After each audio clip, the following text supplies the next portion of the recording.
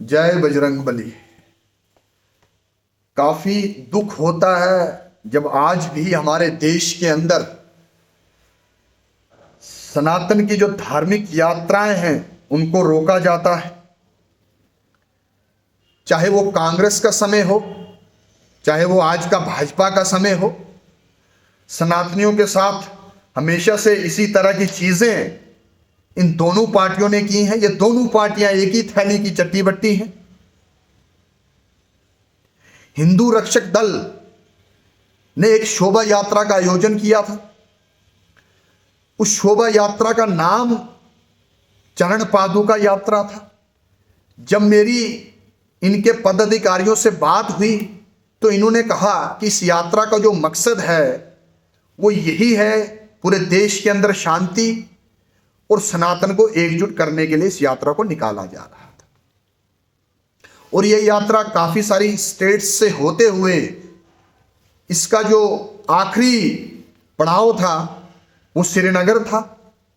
और ये शुरुआत जो इस यात्रा की थी वो रामेश्वरम मंदिर से होनी थी। इन लोगों ने 20/11/2024 को देश के गृह मंत्री साहब को लेटर भेजा जिसमें इन्होंने सिक्योरिटी का जिक्र किया ताकि किसी तरह की प्रॉब्लम जो है रास्ते में ना आए। और जो डेट इनकी यात्रा की थी वो 1/1/2025 को थी। लगभग 1.5 महीना पहले ये इन्फॉर्म करते हैं होम मिनिस्टर साहब को, गृह मंत्री साहब को। बड़े दुख से कहना पड़ रहा है, ये सोची समझी साजिश एक षड्यंत्र के तहत उस लेटर का जवाब होम मिनिस्ट्री से 6/1/2025 को आता है। 1/1/2025 को यात्रा की तारीख है।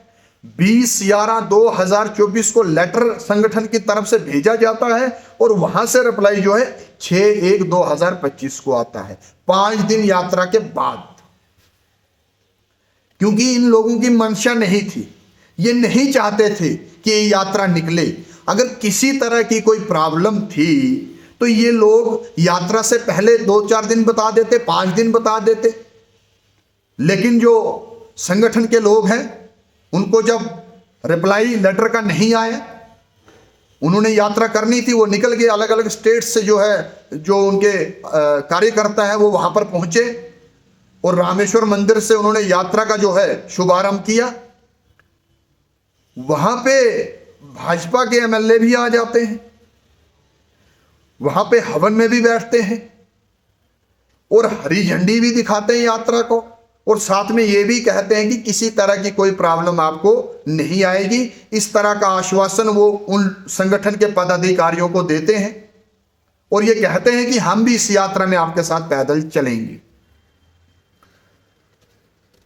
आज मैं एमएलए साहब से भी पूछना चाहता हूं कि आपने वहां के प्रिंट मीडिया में छुपवा तो दिया कि हमने यात्रा को हरी झंडी दिखा दी, हमने फलाना फलाना कर दिया, लेकिन एक बहुत बड़े षड्यंत्र के तहत, एक बहुत बड़ी साजिश के तहत इस यात्रा को जो है 35 किलोमीटर के बाद रोक दिया गया। इस यात्रा को आगे जाने की अनुमति नहीं दी गई। यहां तक वहां के पुलिस प्रशासन ने कहा कि आप जो है अपने पोस्टर उतार दो, आगे खतरा है। किस चीज का खतरा है भाई? हम तो एक धार्मिक यात्रा लेके जा रहे हैं और इसकी इंफॉर्मेशन हमने होम मिनिस्टर साहब को दे दी है। कहीं ना कहीं आज भी हमारी धार्मिक यात्राओं को सिक्योरिटी देने में झिझक है।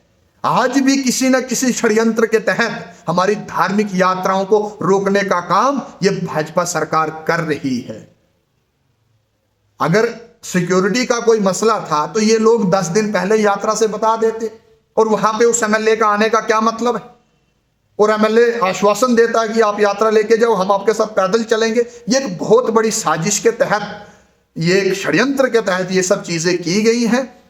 और आज वो जो अंधभगत हैं, मैं उनसे भी पूछना चाहता हूं, जनाब ये अंधभक्ति छोड़ दीजिए, धरातल को देखिए, धरातल पे क्या चीजें हो रही हैं। कांग्रेस और भाजपा एक ही थैली के चट्टे बट्टे हैं। कोई फर्क नहीं है भाजपा और कांग्रेस में। आज भी हमारी धार्मिक यात्राओं को रोकने का सिलसिला जारी है। जैसे कांग्रेस का था वैसे ही भाजपा का भी हाल है।